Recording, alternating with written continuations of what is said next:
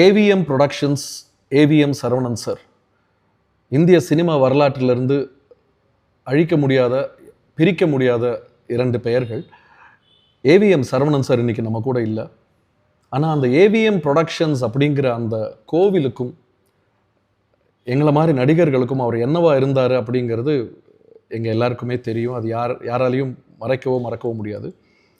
ஒரு சினிமா கம்பெனியை ஏன் நான் கோயில்னு சொல்கிறேன் அப்படின்றதும் அங்கேயே வாழ்ந்த எங்களை மாதிரி நடிகர்களுக்கும் அங்கே வேலை பார்த்த அனைத்து டெக்னீஷியன்களுக்கும் நல்லா தெரியும். ஒரு உச்சபட்ச நடிகர்லேருந்து ஒரு சாதாரண கடைநிலை ஊழியர் வரைக்கும் எல்லாரையுமே ரொம்ப நல்லா பார்த்துக்கிட்ட ஒரு நிறுவனம் ஏவிஎம் ப்ரொடக்ஷன்ஸ். ஒரு சாதாரண நடிகனாக இருந்த என்ன கூட ஒரு ஹீரோவாக்கி அழகு பார்த்த நிறுவனம் ஏவிஎம் ப்ரொடக்ஷன்ஸ்.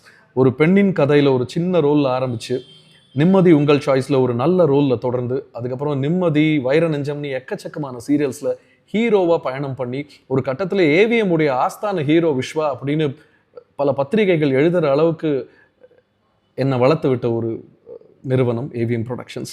ஒரு சீரியல் நடிகருக்கு கூட ஒரு சூப்பர் ஸ்டாருக்கு கொடுக்குற அதே மரியாதையை கொடுக்கக்கூடிய ஒரு நிறுவனம் ஏவிஎம் ப்ரொடக்ஷன்ஸ். எங்களையெல்லாம் ஹீரோவாக்கி அழகு பார்த்த ஏவிஎம் சரவணன் சார் தன்னை அந்த நிறுவனத்துடைய தலைவராக என்றைக்குமே நினச்சிக்கிட்டதே கிடையாது.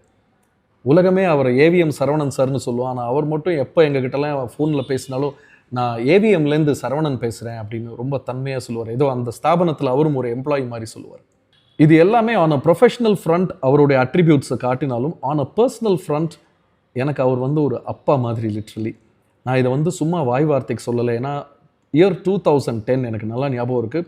என்னுடைய லைஃப்பில் நான் both professional life and personal லைஃப்பில் சொல்ல முடியாத, மீள முடியாத ஒரு துயரத்தில் நான் இருந்த ஒரு காலகட்டத்தில் அவருடைய பிஸி ஷெட்யூல்லையும் என்னை கூப்பிட்டு உட்கார வச்சு எனக்காக லிட்ரலி 1 மணி நேரத்துக்கு மேலே ஒதுக்கி ரொம்ப அன்பாக ஆதரவாக பேசினது மட்டும் இல்லாமல் அந்த கட்டத்தில் எனக்கு தேவைப்பட்ட அத்தனை உதவிகளையும் செஞ்சு கொடுத்த ஒரு ஏவிஎம் சரவணன் சார். அவரோட மறைவு தமிழ் சினிமாவுக்கு ஒரு பெரிய இழப்பு. எனக்கு it's a personal loss. Saravanan sir, நீங்கள் எனக்கு செஞ்ச உதவிகளை நான் என்றைக்குமே மறக்க மாட்டேன். உங்களுடைய ஆன்மா சாந்தி அடைய என்னுடைய ப்ரேயர்ஸ். இப்படிக்கு என்றும் நன்றியுடன், விசுவாசத்துடன், விஸ்வா.